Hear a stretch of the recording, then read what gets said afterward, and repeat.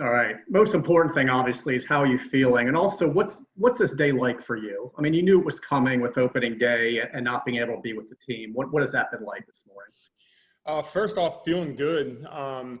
I've got 5 treatments left, so I'm over halfway done. So I'm scheduled to be done September 21st, I think, is the last day. So I've been feeling good.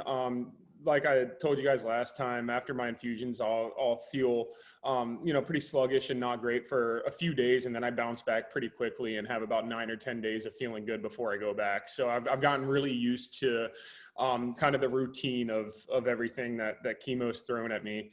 And then as far as today, yeah, it's strange. It's the first time since I was about 3 years old that I'm not playing baseball, during the year. So it's definitely a little weird. I watched the games last night, and it was great to see it back on TV. I mean, I got to say, it was so good to have live baseball back instead of, reruns from way back when, which I like watching too, but it was nice watching some new baseball. So, yeah, I'm really excited to watch the guys tonight, and yeah, it's tough not being there. I wish more than anything I could be out there with them. But I've definitely got bigger things to worry about right now. Rich Dubroff, you're up next. Go ahead, Rich. Hey Trey, how you doing? Hey, Rich. Did you watch the 2 exhibition games, and was that difficult for you? Yeah, I watched a pretty good amount of the games. So, no, it wasn't difficult. I mean, I was like so glad to just like at least see the guys on TV. I mean, I've talked to them some, but I obviously haven't gotten to really see them in person. So it was good to just see everybody back on the field. And I think I put everything in perspective. Like, it is a little tough and definitely weird not being out there, but just given the situation of why I'm not out there, that's kind of been my main focus throughout all this. And I know I'll be back out there with them eventually. But right now I'm just more concerned with my treatments and making sure, everything's going well with that and everything's looking good for the future. John Mioli, you're up next. Go ahead, John. How's it going, Trey? Glad to hear you're doing well. Thanks. What's your level of interaction been like with the guys? I'm sure you want to be talking to them, be a part of it, also give them space, and likewise, like vice versa. What's your level of interaction been?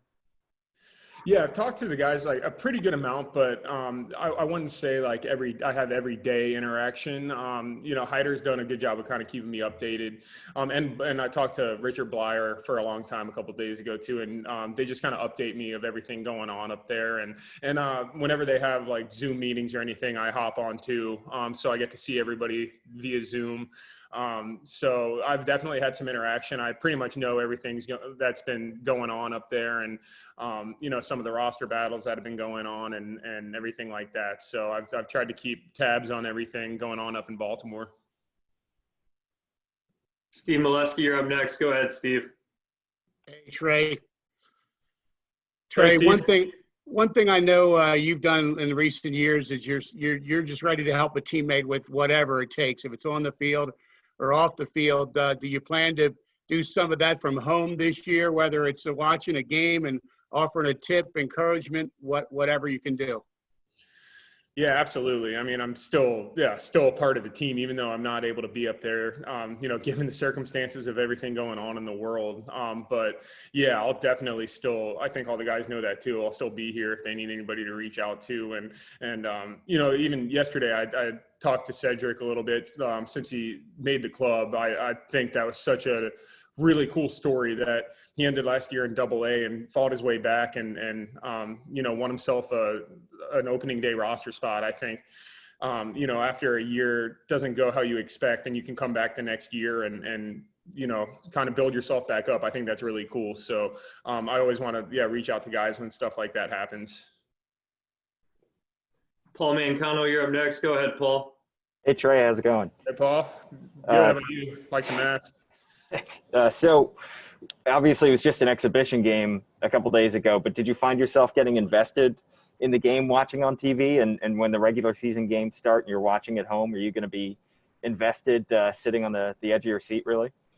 Oh yeah, most definitely. I'm wanting us to win every game out there really badly. It's almost like kind of being a kid again and just watching games on TV. You kind of want to just get up and like start swinging a bat and, throwing the ball around, because I haven't really been able to do that too much. So it kind of gives you the itch to, go out there and play, or even just go to a batting cage and start swinging. So, it was really fun to watch, and kind of, like I said, gave me, the itch to start picking up the bat again and everything.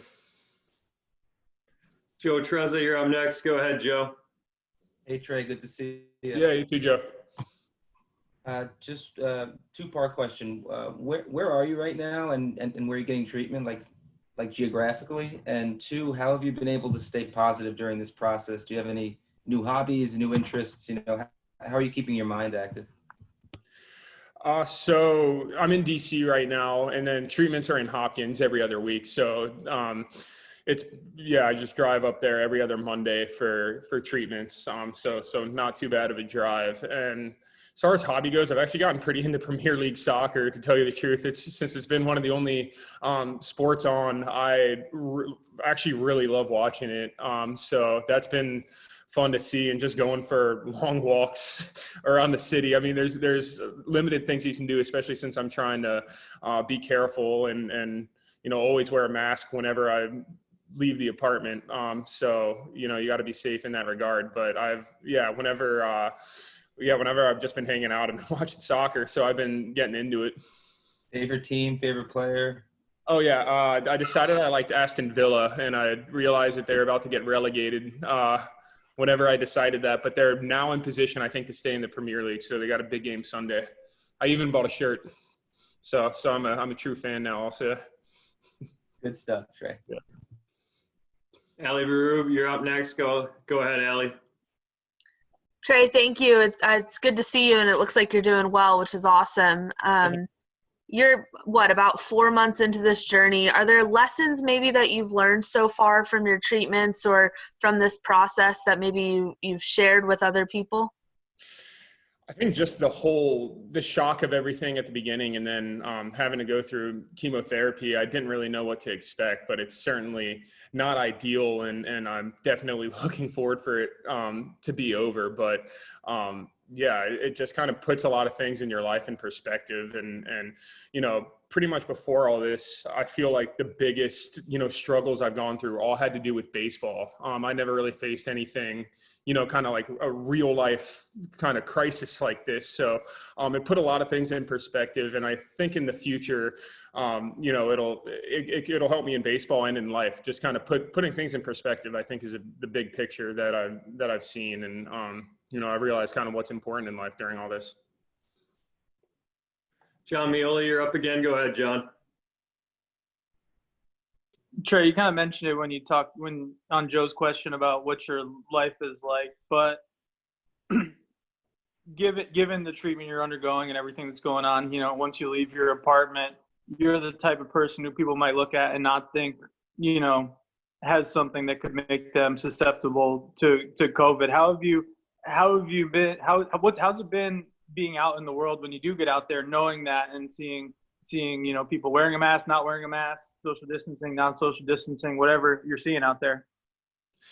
Yeah, I'm definitely team mask. I can tell you that. And I make sure anytime I leave here, I've got it on, because you just never know, when you can contract this thing, and it's so easily spread that, I guess if you look at me, you don't really know that I'm in the immunocompromised, subcategory, but you never know who is. So I think it's, obviously a respectful move. It's not too difficult to put a mask on.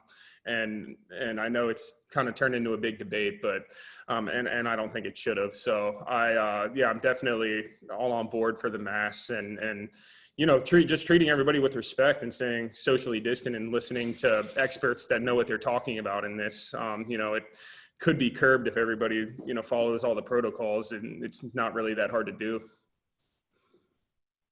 Allie, you're up again. Go ahead. Trey, I wanted to ask you, you've partnered with CCA. We all, I think, have bought the shirts at this point and things like that. You're on Never Too Young Council.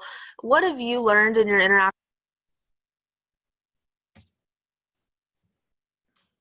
Oh, can you guys hear me? It cut out for me at the end there. Sorry, I was just asking about. Can you hear me? Oh yeah. I heard most of the question. It just like cut out at the end. But with the CC Alliance, I've met so many great people already who have either been through the chemotherapy and had colon cancer, or people who are also going through it. So it really helps talking to people who really know what you're going through and who have been through similar things, and it offers encouragement for people that pretty much had the same diagnosis as me, that they've gone through the chemotherapy and have recovered and are living normal lives, because that's obviously the goal whenever this happens to you. You just want to be healthy no matter what. So it's definitely offered some encouragement and been really great to partner with them and meet a lot of the cool people that are associated with them. John, you're up again. Go ahead, John. Sorry, wearing you out here, Trey. Oh, good. What are your season predictions, hopes for the Orioles this year? What are you going to be watching from the guys? Yeah, I mean, look, in a 60-game season, anything can happen. And I know I really like how, the pitching staff's become a lot more veteran this year. I think that's really big.